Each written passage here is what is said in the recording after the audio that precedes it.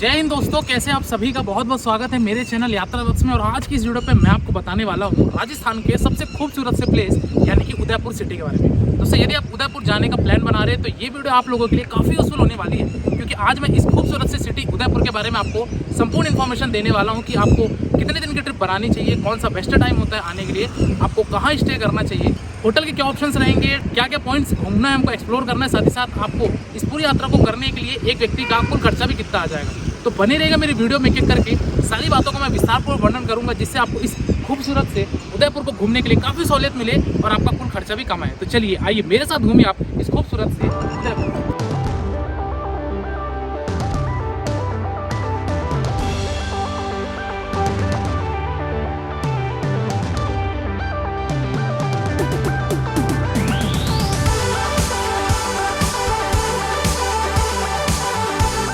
चलिए दोस्तों, बात करते हैं कि हमको उदयपुर कैसे पहुंचना है। दोस्तों उदयपुर आने के लिए आपके पास बेसिकली 3 मेजर ऑप्शन आते हैं। पहले ऑप्शन की अगर मैं बात करूं दोस्तों तो वो है आपका बाई ट्रेन का। दोस्तों यदि आप ट्रेन से आना चाहते हैं तो जो नज़दीकी रेलवे स्टेशन है वो है यहाँ का उदयपुर सिटी रेलवे स्टेशन। दोस्तों देश के प्रमुख शहरों से, प्रमुख राज्यों से आपको वेल कनेक्टिविटी ट्रेनों की देखने को मिल जाएगी उदयपुर सिटी के लिए। तो आप उदयपुर बाई ट्रेन के माध्यम से पहुंचिए और इसके बाद आप उदयपुर को अच्छी तरीके से एक्सप्लोर कर सकते हैं। वही अगर मैं दूसरे ऑप्शन की बात करूँ तो वह आपका फ्लाइट का। दोस्तों यदि आप फ्लाइट से आना चाहते हैं तो आप उदयपुर के एयरपोर्ट पहुंच जाइए और वहां से आप सिटी आइए और सिटी पहुंचकर आप सिटी को एक्सप्लोर कर सकते हैं। वही अगर मैं लास्ट और तीसरे ऑप्शन की बात करूं वो है आपका बाई बस का। उदयपुर के इंटर स्टेट बस या फिर सिटी बस आपको बहुत सारी देखने को मिल जाएगी। तो यदि आपका ऑप्शन बस का है तो आप जयपुर से, दिल्ली से और आप माउंट आबू से, साथ ही साथ गुजरात के अहमदाबाद से, हर एक जगह से आपको वेल कनेक्टिविटी देखने को मिल जाएगी उदयपुर के लिए। तो आप यहाँ उदयपुर बाई बस के माध्यम से भी अच्छे तरीके से पहुँच सकते हैं। चलिए दोस्तों, हम बात करते हैं कि हम उदयपुर पहुंच चुके हैं। अब हमको उदयपुर में कहाँ होटल स्टे लेना चाहिए और हमारा क्या प्राइस होगा होटल का। दोस्तों उदयपुर में जो सबसे फेमस पॉइंट है यानी कि जहाँ पे ज़्यादा होटल्स हैं वो है दोस्तों यहाँ का उदय पुल। मैं बात करूँ यदि होटल एकोमोडेशन की दोस्तों तो वो आप मान के चलिए कि आपको 1000 रुपये से स्टार्ट होकर 1500-2000 तक डिपेंड करता है कि आप कौन सी कैटेगरी का होटल ले रहे हैं। उसके हिसाब से आपको यहाँ पे रेंज देखने को मिल जाएगी और अच्छे होटल्स देखने को मिल जाएंगे। तो ये आप पे डिपेंड करता है कि आप होटल कैसा चुन रहे हैं। वही अगर आप बजट ऑप्शन चुन रहे हैं तो ये मान के चलिए कि नॉन एसी रूम अगर आप लेते हैं तो आपको 800 से 900 रुपये में भी आपको होटल्स अच्छे खासे मिल जाएंगे उदय पुल के पास। वही अगर आप रेलवे स्टेशन के पास लेते हैं तो रेलवे स्टेशन के पास भी दोस्तों आपको ढेर सारे यहाँ पे ऑप्शन मिल जाएंगे। रेलवे स्टेशन से जो उदयपुर का जो एरिया है वो दोस्तों आपका 1.5 से 2 किलोमीटर का पड़ता है। तो इस तरीके से आप अपना होटल एकोमोडेशन भी ले सकते हैं। चलिए दोस्तों, इसी के साथ ही साथ बात करते हैं कि हमको खाने पीने की क्या बंदोबस्त होगी उदयपुर में। दोस्तों उदयपुर में आपको प्योर वेज होटल और नॉन वेज होटल्स दोनों ही आपको यहाँ पे ऑप्शंस अवेलेबल ईजिली हो जाएंगे। तो यहाँ पे आपको खाने पीने की ज़्यादा दिक्कत नहीं होगी, तो आप वहाँ जाके भोजन ग्रहण कर सकते हैं। चलिए दोस्तों, अगली बात करते हैं कि अब हम उदयपुर पहुंच चुके हैं। अब हमको उदयपुर में कौन कौन से साइट सीइंग करना है, कौन कौन से हमारे पॉइंट्स रहेंगे और हमारा सीक्वेंस क्या रहेगा सभी पॉइंट्स को करने के लिए। चलिए सबसे पहली बात करते हैं हम उदयपुर के सबसे फेमस पॉइंट की, जो कि है आपका सिटी पैलेस। दोस्तों ये रहा सिटी पैलेस, जो कि राजा उदय सिंह का ये किला था और बहुत ही खूबसूरत तरीके से ये किला है, जो कि पिचोला लेक के बगल में आपका ये सिटी पैलेस है। दोस्तों सिटी पैलेस का जो कार पार्किंग है वहां से अगर आप जाते हैं तो आपको लगभग आधा किलोमीटर का आपको पैदल यात्रा करना पड़ेगा, क्योंकि वहां तक का आपकी गाड़ियां नहीं जाती हैं। यानी कि आप जो भी व्हीकल से आएंगे वहां तक गाड़ी नहीं जाती, तो आपको पार्किंग से आधा किलोमीटर चलना पड़ेगा। वही अगर आप ये आधा किलोमीटर नहीं चलना चाहते हैं सिटी पैलेस के मेन गेट तक जाने के लिए तो यहाँ पे चलती है दोस्तों ये बैटरी कार, जो कि 50 रुपये प्रति व्यक्ति लेती है और आपको वहाँ पे डायरेक्टली सिटी पैलेस के मेन एंट्री गेट तक छोड़ देगी। चलिए आइए मैं आपको अंदर का भी विस्तारपूर्वक वर्णन करता हूँ और आपको वहाँ की भी चीज़ें दिखाता हूँ। दोस्तों अभी हम लोग आ चुके हैं इस सिटी पैलेस के अंदर। म्यूजियम जाने का रास्ता उधर, और इधर मेरे पीछे से देख सकते हैं ये है लेक पिचोला, और लेक पिचोला के सामने आप वो देख सकते हैं वो है द लेक पैलेस होटल। तो सबसे पहले आपको इस सिटी पैलेस में आने के लिए आपको यहाँ पे एंट्री टिकट लेनी पड़ेगी, जिसका जो एंट्री फीस है वो 50 रुपये पर हेड है। और अगर आप सिटी म्यूजियम के अंदर जाते हैं, म्यूजियम में घूमना चाहते हैं, तो उसकी टिकट आपको 450 देनी पड़ेगी। वही अगर मैं बात करूँ कि इस बोटिंग के जाने के लिए तो आपको 600 पर पर्सन देना पड़ेगा। दोस्तों इस खूबसूरत से सिटी पैलेस को घूमने के लिए आपको लगभग 1 से 1.5 घंटा अवश्य लगेगा यदि आप म्यूजियम में भी विजिट करते हैं तो। दोस्तों सबसे पहले सिटी पैलेस में एंट्री होती है यहाँ से फतेहपुर के एंट्री गेट से, जो कि इस एंट्री गेट से आप होंगे तो यहाँ से आपको एक पॉइंट चार्ट मिलेगा कि इस पैलेस के अंदर कौन कौन से पॉइंट्स आपको घूमने को मिलेंगे, जिसमें से बहुत सारे पॉइंट है जैसा कि आप स्क्रीन पर देख रहे हैं। फतेह प्रकाश पैलेस, सूर्य दर्शन, क्रिस्टल गैलरी और भी बहुत सारे पॉइंट्स यहाँ पे आपको देखने को मिलेगा। तो ये सब चीज़ों को आप सिटी पैलेस के अंदर प्रवेश करके आप इन सभी पॉइंट्स को घूम लेंगे। दोस्तों सिटी पैलेस के अंदर जब आप आएंगे तो यहाँ देख सकते हैं यहाँ से सिटी म्यूजियम जाने का रास्ता है। तो यदि आप एंट्री टिकट लिए हुए हैं 450 वाली तो आप अंदर तक जा सकते हैं और म्यूजियम में विजिट कर सकते हैं। अदरवाइज आप आएंगे तो यहाँ के सिर्फ कैंपस तक यानी कि गैलरी तक आप आएंगे और यहाँ से आप घूम फिर के सिटी पैलेस को जा सकते हैं। दूसरा, अगर आप लेक पिचोला जाना चाहते हैं और जग मंदिर जाना चाहते हैं तो उसके लिए आपको बोट से जाना पड़ेगा। जैसे कि देख सकते हैं कि एक साइड आपका सिटी पैलेस है और दूसरे साइड आपका फ्रंट साइड में यहाँ पे लेक पिचोला कहलाता है। तो लेक पिचोला की भी आप बोटिंग कर सकते हैं और यहाँ पे जाके भी आप जग मंदिर में भी विजिट करके उन सब चीज़ों को भी एक्सकर्शन कर सकते हैं और वहाँ पे भी कुछ समय एक्सपेंड कर सकते हैं। सिटी पैलेस के जैसे ही आप लॉन एरिया में आते हैं तो यहाँ से आपको एक खूबसूरत सा बेहद शानदार नज़ारा देखने को मिलेगा इस पैलेस का। और साथ ही साथ यहाँ पे सामने एक लॉन एरिया भी बनाया गया है जो कि वो भी काफ़ी खूबसूरत है और यहाँ पे कुछ कैफेटेरिया भी बनाए गए हैं। यदि आप स्नैक्स खाना चाहते हैं तो इसकी भी यहाँ पे सिटी पैलेस के लॉन एरिया साइड में यहाँ पे बंदोबस्त की गई है। दोस्तों सिटी पैलेस म्यूजियम के अंदर जाने के लिए आपको एंट्री टिकट तो लेनी पड़ती है, साथ ही साथ यहाँ पे अगर आप गाइड लेना चाहेंगे तो गाइड भी लेंगे। गाइड का चार्ज दोस्तों 500 रुपये होता है। सिटी पैलेस म्यूजियम के अंदर घूमने में लगभग आपको 1 से 1.5 घंटा लग जाएगा। यदि आप गाइड हायर करना चाहते हैं तो गाइड हायर कर सकते हैं, गेट पर ही आपको गाइड मिलेंगे, उनको हायर करके आप पूरा घूम सकते हैं और राजा उदय सिंह के इस महल को अच्छे तरीके से एक्सप्लोर कर सकते हैं और इस पैलेस के बारे में भी जान सकते हैं। तो चलिए अभी ये सब चीज़ें करने के बाद हम चलेंगे फिर अब लेक पिचोला पे और वहाँ हम करेंगे बोटिंग। दोस्तों अभी हम लोग सिटी पैलेस से बाहर आ चुके हैं और ये देख सकते हैं ये जो आपको दिख रहा है नज़ारा वाइट कलर की जो लेक पिचोला के बीच में है, ये है दोस्तों ताज लेक पैलेस होटल, जो कि काफ़ी कॉस्टली है, लाखों में इसके रेट होते हैं वन नाइट अगर आप स्टे करते हैं। इस साइड आप देख सकते हैं ये आपका जग मंदिर है जो कि अभी हम लोग बोटिंग से जाएंगे। तो अभी हमने जो बोटिंग की टिकट है ये दोस्तों आपको 600 की पड़ती है एक टिकट अगर आप 3 बजे के अंदर आते हैं। तो वही अगर आप 3 बजे के बाद जाते हैं तब आपकी यही टिकट 800 रुपये की हो जाती है, जिसमें आपको बोट लेके जाएगा 1 राउंड करवा के ये आपका द ताज लेक पैलेस से घुमा के जग मंदिर लेके जाएगा। जग मंदिर वहाँ हम दर्शन करेंगे, दर्शन करने के बाद फिर यहाँ आएंगे और यहाँ से फिर आपको ड्रॉप कर दिया जाएगा। तो इस तरीके से यहाँ पे 600 रुपये की टिकट होती है एंट्री टिकट बोटिंग के साथ, जो कि आपका 3 बजे तक होता है। 3 बजे के बाद अगर आप यहाँ आते हैं और टिकट लेते हैं तो आपकी टिकट का कॉस्ट 800 रुपये हो जाएगा। तो दोस्तों जग मंदिर जाने के लिए आपको सबसे पहले सेफ्टी जैकेट पहनना पड़ेगा, क्योंकि आप बोटिंग में अगर आप जाएंगे तो आपको सेफ्टी जैकेट वहाँ पे अनिवार्य है पहनना। और जैसे दोस्तों हमारी राइड स्टार्ट होती है, यानी कि हमारी बोटिंग स्टार्ट होती है, तो आपको इस पिचोला लेक का राइड बहुत ही शानदार नज़ारा देखने को मिलेगा, क्योंकि यहाँ से आपको लेक पैलेस का भी व्यू देखने को मिलेगा, यहाँ से खूबसूरत सा आपको सिटी पैलेस का भी व्यू देखने को मिलेगा। साथ ही साथ आप जैसे ही आगे बढ़ते जाएंगे बोटिंग से तो आपको यहाँ पे ओबेरॉय ग्रुप ऑफ का होटल भी देखने को मिलेगा, जो कि बहुत ही ज़्यादा खूबसूरत है। इस पिचोला लेक के तट के किनारे ही बना हुआ है ये अपना ओबेरॉय होटल, जो कि बहुत ही ज़्यादा शानदार नज़ारा देखने को मिलेगा। जैसे ही थोड़ा आप और आगे बोटिंग से जाएंगे तो आपको अगेन यहाँ से उदयपुर के पहाड़ों देखने को मिलेंगे, जो कि मानसून के टाइम पे तो बहुत ही ज़्यादा अनोखी दृश्य इसके होते हैं। तो यदि आप इन सब चीज़ों का एक्सप्लोर करना चाहते हैं और एक्सपीरियंस लेना चाहते हैं तो आप जग मंदिर जाने के वक्त ये बोटिंग अवश्य करिएगा। तो चलिए आप बोटिंग करने के पश्चात, यानी कि लगभग 15 मिनट की बोट राइड होने के पश्चात हम पहुंचते फाइनली जग मंदिर, और जग मंदिर से हम अब पिचोला लेक का, सिटी पैलेस का और बहुत सारी खूबसूरत दृश्य देखते हैं। चलिए आइए उसकी भी मैं आपको जिक्र करता हूँ। जग मंदिर में देख सकते हैं लेक पिचोला के बीचों बीच में ये हमारा जो जग मंदिर है यहाँ पे स्थित है। इस जग मंदिर में 2004 में रवीना टंडन की शादी हुई थी, जो कि पूरा ये पैलेस बुक था, यानी कि पूरा जग पैलेस बुक था। और यहाँ से देख सकते हैं कितना खूबसूरत सा व्यू आपको लेक पिचोला का मिल रहा है। उधर अगर आप देखेंगे तो आपको सिटी पैलेस नज़र आएगा सामने साइड, और यहाँ से ऐसे आपको डाइनिंग एरिया भी बहुत सारे बने हैं, यहाँ पे कैफेटेरिया भी है। हालांकि थोड़ा एक्सपेंसिव है खाने पीने का, अगर आप यहाँ पे जाएंगे तो थोड़ा सा आपको कॉस्टली पड़ेगा, लेकिन ये कि अगर आप यहाँ कुछ एक्सप्लोर करना चाहते हैं यूनिक से चीज़, तो यहाँ पे आप इन सब चीज़ों को भी एंजॉय कर सकते हैं। काफ़ी खूबसूरत सा मौसम है, मानसून के टाइम पे मैं आया हुआ हूँ। तो सबसे बेस्ट टाइम जो होता है उदयपुर आने का तो यही होता है कि आप मानसून में आइए, क्योंकि मानसून में भी यहाँ की वादियाँ बहुत ज़्यादा खूबसूरत हो जाती हैं। चाहे वो सज्जनगढ़ फोर्ट हो, चाहे उदयपुर हो, चाहे माउंट आबू हो, जिसकी आगे ट्रिप मैं आपको अभी बताऊँगा कि माउंट आबू में हम भी विजिट करेंगे। तो ये जग मंदिर का यहाँ का ये सारा दृश्य नज़ारा है, जो कि काफ़ी खूबसूरत सा ये मंदिर बना है। दोस्तों जग मंदिर में यदि आपको यहाँ एकोमोडेशन लेना है तो आप वो भी ले सकते हैं, क्योंकि यहाँ पे देख सकते हैं ये सूट फॉर रेसिडेंट ओनली, इस तरीके से यहाँ पे टोटल 10 यहाँ पे आपको रेसिडेंट मिलते हैं, यानी कि एकोमोडेशन की भी फैसिलिटी है। पीछे देख सकते हैं वहाँ पे रिसेप्शन एरिया है, वहाँ से आप बुकिंग करा लीजिए, और बुकिंग कराने के पश्चात आप यहाँ रुक सकते हैं अगर आपको यहाँ का नाइट का व्यू देखना है तो, क्योंकि यहाँ पे जो नाइट की लाइटिंग होती है वो बहुत ही ज़्यादा खूबसूरत होती है। तो यदि आप जग मंदिर नाइट के टाइम पे आ रहे हैं या फिर इवनिंग के समय पे आ रहे हैं, या फिर ये कहना चाहिए कि सनसेट के टाइम पे आ रहे हैं, तब आपको यहाँ का नज़ारा बहुत ही ज़्यादा खूबसूरत लगेगा। तो जग मंदिर में ये सारी चीज़ भी आपको मिलेगी, तो आप ये भी ऑप्शन अपना सकते हैं। दोस्तों जग मंदिर से भी आपको खूबसूरत सा बेहद शानदार नज़ारा देखने को मिलेगा। साथ ही साथ अगर आप बगल में जाएंगे तो यहाँ पे आपको एक गार्डन एरिया भी देखने को मिलेगा, जो कि काफ़ी बड़ा है। तो वहाँ पे भी आप बैठ के कुछ समय एक्सप्लोर कीजिए, और एक्सप्लोर करने के पश्चात आप सेम बोट से आप रिटर्न अपने पिचोला लेक जा सकते हैं। दोस्तों उदयपुर का अगला पॉइंट आता है माता करणी जी का दर्शन, यानी कि करणी माता मंदिर। दोस्तों करणी माता मंदिर जाने के लिए यहाँ पे आपको रोपवे का इस्तेमाल करना पड़ेगा। सबसे पहले आपको एंट्रीज गेट से यहाँ पे आपको ड्राइवर उतारेगा और वहाँ से आपको टिकट लेनी है। टिकट की बात की जाए दोस्तों तो यहाँ पे अलग अलग तरह का टिकट है। अगर आप जैसे केवल आने और जाने का रोपवे का टिकट लेते हैं तो आपको 113 रुपये पर पर्सन की टिकट लेकर आप रोपवे में जाकर माता जी के दर्शन करके वापस आ सकते हैं। वही अगर आप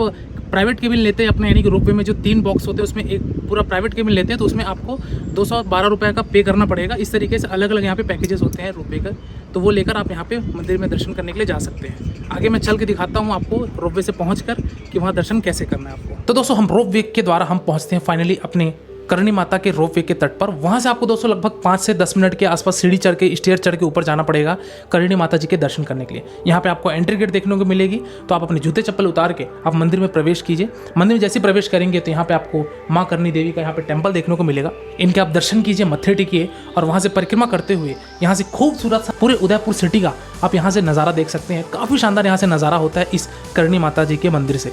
तो इसीलिए आप ये चीज़ों को भी एक्सप्लोर कीजिएगा, क्योंकि यहाँ अगर आप आते हैं तो यहाँ से आपको उदयपुर सिटी का, पिचोला लेक का, लेक पैलेस होटल का, साथ ही साथ जग मंदिर का, यहाँ से आप एक ही बार में सारी चीज़ों को एक्सप्लोर कर लेंगे और यहाँ से इस खूबसूरत से पर्वतीय नज़ारों को भी आप देखेंगे। तो आप करणी माता अगर रोपवे के द्वारा आते हैं तो ये सारी चीज़ों का एक्सपीरियंस आपको एक ही बार में हो जाएगा। चलिए दोस्तों बढ़ते हैं हम अगले पॉइंट की तरफ, जो कि है आपका सहेलियों की बाड़ी। दोस्तों उदयपुर का अगला पॉइंट आता है ये सहेलियों की बाड़ी, या फिर ये कह लीजिए कि यहाँ पे दासियों का बगीचा भी इसको बोला जाता है। तो सहेलियों की बाड़ी दोस्तों ये एक्चुअल में आप जैसे इसमें प्रवेश करेंगे तो प्रवेश से पहले आपको यहाँ पे 20 रुपये की एंट्री टिकट कटानी पड़ेगी। और यहाँ पे एंट्री करते साथ ही आप देखेंगे तो यहाँ पे पहले आपको फाउंटेन्स देखने को मिलेगी, क्योंकि पहले के ज़माने में तो यहाँ ये तो आज मोटर के द्वारा चला जा रहा है, लेकिन पहले के ज़माने में इस सारे जो फाउंटेन आप देख रहे हैं ये सारे नेचुरली तरीके से इसको वो फव्वारे के तौर पर निकाला जाता था। और यहाँ पे आप जैसे बगल में आएंगे तो यहाँ पे आप देखेंगे बहुत सारे यहाँ पे ढेर सारी इधर बगीचा है, लॉन है और यहाँ पे फूलों की भी बगिया है। तो ये सारी चीज़ें आपको देखने को मिलेगी। बेसिकली ये जो सहेलियों की बाड़ी है इसको नाम इसलिए दिया गया था क्योंकि जो राजा संग्राम सिंह थे, यानी कि जो द्वितीय राजा थे यहाँ के, तो उन्होंने ये बगीचा बनाया था। उनकी महारानी यानी कि जो रानी लोग होते थे और उनकी जो नौकरानी दासियाँ होती थी, वहाँ पर इनको मनोरंजन के स्थल के तौर पर बनाया गया था। तब से इस जगह का नाम इसको रख दिया गया सहेलियों की बाड़ी, जहाँ पे सारी दासियाँ और महारानी लोग यहाँ पे आके अपना समय बिताते थे, मनोरंजन करते थे और यहाँ पे और भी कोई चीज़ें कला करते थे। तो इसलिए इसको यहाँ पे बनाया गया था, इसलिए इसका नाम सहेलियों की बाड़ी है। तो उदयपुर आ रहे हैं तो इस पॉइंट को भी आप ज़रूर एक्सप्लोर कीजिएगा। देख सकते हैं पीछे बहुत ही अच्छा सा गार्डन है, ग्रीनरी है और साथ ही साथ यहाँ पे फाउंटेन भी आपको देखने को मिलेगा। तो यहाँ पे भी आप कुछ समय एक्सप्लोर कीजिए और इसके बाद आप बढ़ चलेंगे अपने नेक्स्ट साइड सीइंग की तरफ। दोस्तों उदयपुर का अगला साइड सीइंग आता है शिल्पग्राम, जो कि उदयपुर सिटी से लगभग 3 किलोमीटर की दूरी पर स्थित है। ये शिल्पग्राम में दोस्तों अगर आप विजिट करेंगे तो यहाँ पे दोस्तों आपको देखने को मिलेगा मिट्टी के मकान, जो कि राजस्थान के बहुत ही पुराने जो मिट्टी के मकान हुआ करते थे उनको यहाँ पे दर्शाया गया है। साथ ही साथ यहाँ पे जो मेन पर्व होता है वो होता है दीपावली का 10 दिन, यानी कि दीपावली के 10 दिन से पहले से लेके 9 से 10 दिन का यहाँ पे काफ़ी बड़ा आयोजन किया जाता है, जिसमें संगीत से लेके, फोक डांस से लेके, हर एक कल्चरल शो से लेके यहाँ पे मेला भी लगती है। तो काफ़ी यहाँ पे खूबसूरत सा यहाँ पे माहौल हो जाता है। लेकिन अभी इस समय पे मैं मानसून पे आया हुआ हूँ, तो यहाँ पे आपको 4 स्टेट के यहाँ पे रिप्रेजेंटेटिव मिलेंगे, जो कि अपने अपने स्टेट्स के जो कल्चरल फोक डांस है, संगीत है, उन सबको दर्शाते हैं। जैसे राजस्थानी, गुजराती, मराठी लोग और 3 से 4 राज्यों के यहाँ पे आपको फोक डांस देखने को मिलेगी। साथ ही साथ यहाँ पे होने वाले दोस्तों म्यूजिकल इंस्ट्रूमेंट की भी यहाँ पे शिला बना रखी है, जैसे कि हारमोनियम हो गया, पियानो हो गया, केसी हो गया। इस तरीके से यहाँ पे इन सब चीज़ों को भी देखने मिलेगी।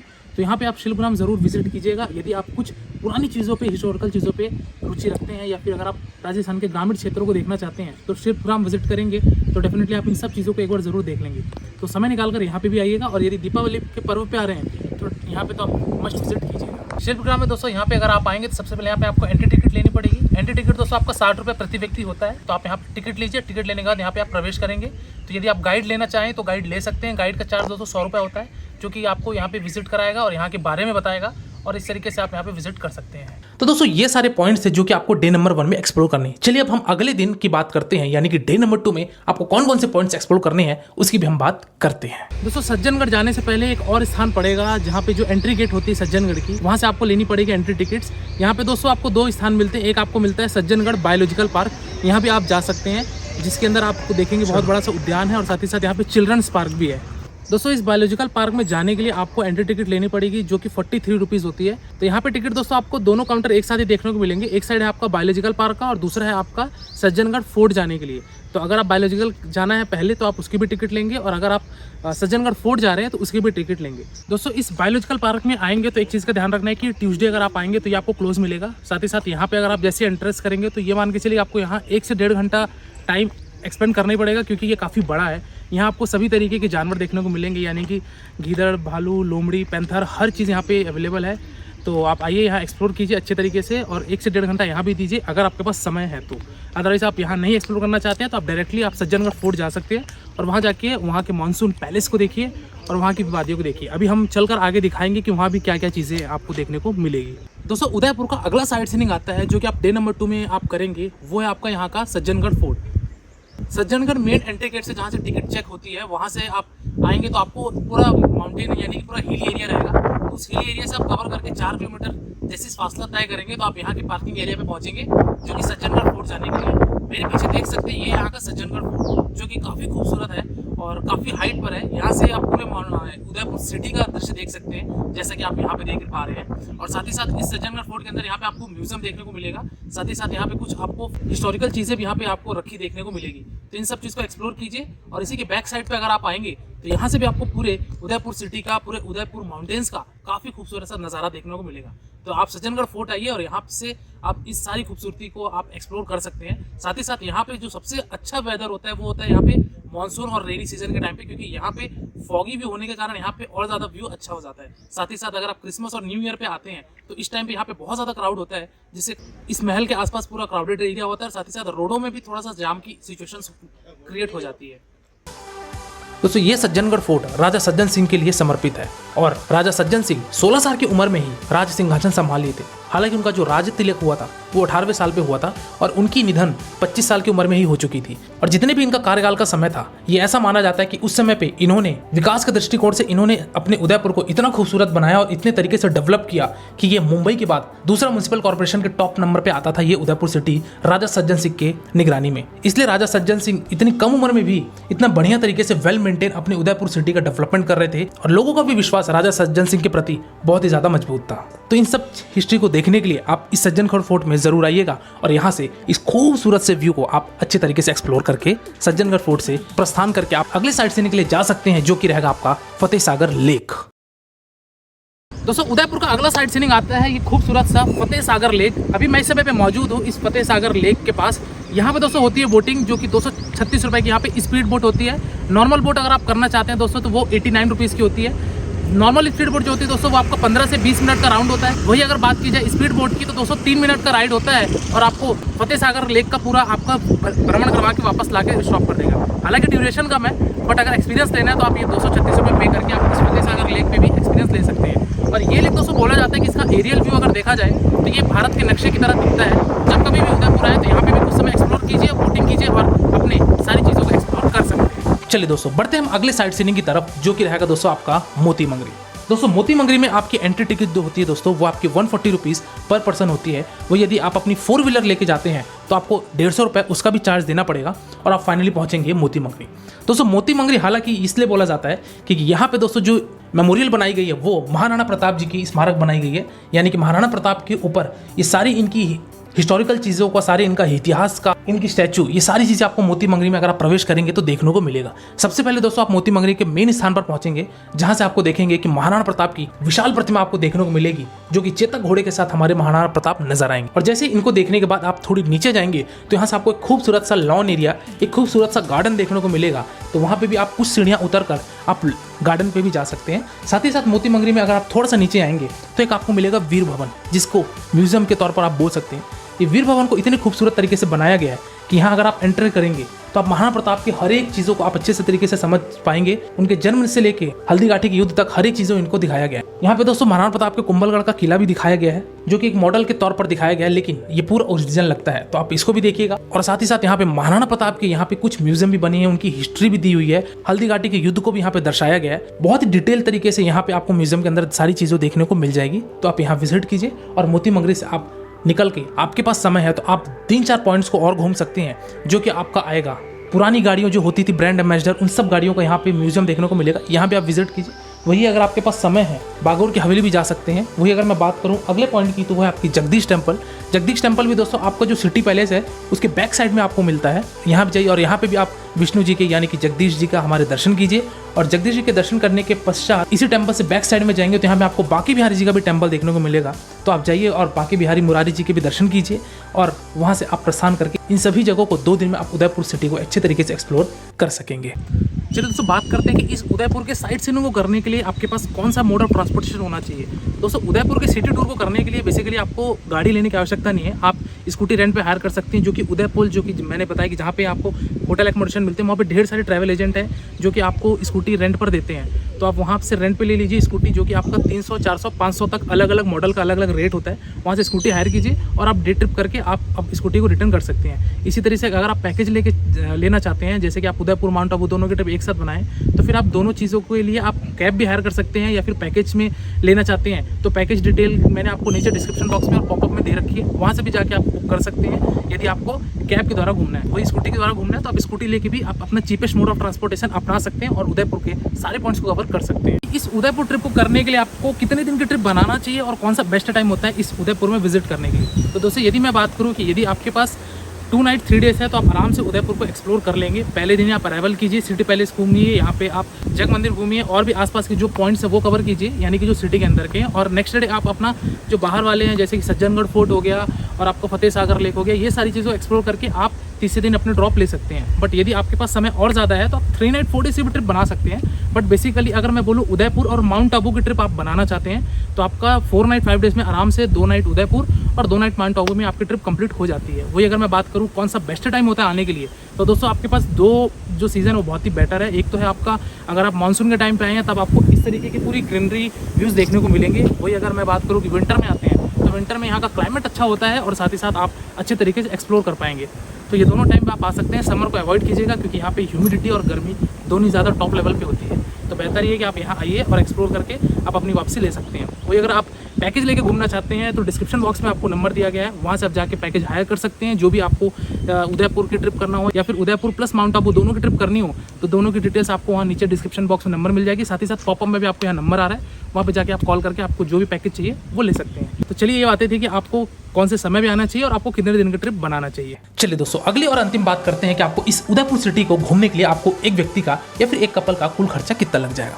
तो दोस्तों यदि मैं बात करूं कि यदि आप 1 नाइट 2 डेज की ट्रिप बनाते हैं तो आप ये मान के चलिए कि आपको उदयपुर का साइट सीइंग अगर आप करते हैं और आप एक मॉडरेट होटल में रुकते हैं तो आप ये मान के चलिए कि आपको ज़्यादा से ज़्यादा आपको 6 से 7 हज़ार रुपये आपका एक कपल का किराया लगेगा और आप अच्छे तरीके से एक्सप्लोर कर लेंगे। वही अगर मैं बात करूँ कि यदि आप स्कूटी लेकर घूमते हैं तो आपको हो सकता है कि ये कॉस्ट आपका 4 से 5 हज़ार रुपये में भी निपट जाए, क्योंकि आपका केवल एक नाइट का होटल का खर्चा और आपका घूमने फिरने के खर्चे और साथ ही साथ जो भी आप वहाँ खान पान करेंगे उसके अगर खर्चे की बात की जाए तो इतना लगेगा।